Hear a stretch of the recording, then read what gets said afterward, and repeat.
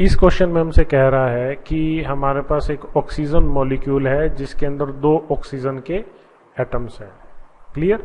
और वो कह रहा है कि इस मॉलिक्यूल के अंदर उसके 2 एटम्स के जो 2 न्यूक्लियाई हैं उनके बीच में जो न्यूक्लियर फोर्स होगी, ध्यान से समझिए, उन एटम्स के जो 2 न्यूक्लियस हैं उन न्यूक्लियस के बीच में जो न्यूक्लियर फोर्स होगी उसके बारे में हमसे यहाँ पे पूछ रहा है।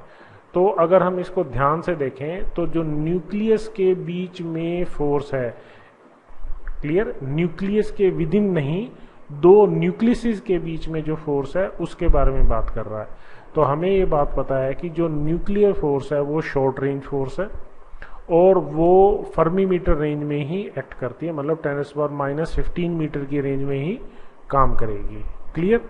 अब जो ऑक्सीजन मॉलिक्यूल है उसके अंदर जो एटम्स हैं उनकी जो बॉन्ड लेंथ है, मतलब एटम और एटम के बीच का गैप, मतलब हम न्यूक्लियस से न्यूक्लियस को सेंटर माने और उनके बीच के गैप की बात करें तो हमारे पास जो बॉन्ड लेंथ है या 2 एटम्स के बीच का गैप है वो एंगस्ट्रॉम ऑर्डर का है।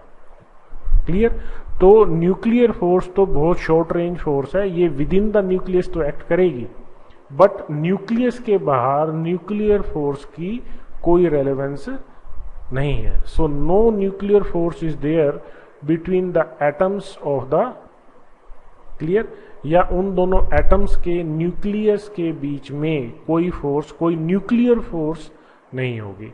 तो इसके बेसिस पे हम कह सकते हैं कि ऑप्शन ए करेक्ट ऑप्शन है, that this nuclear force is not important because nuclear forces are short ranged.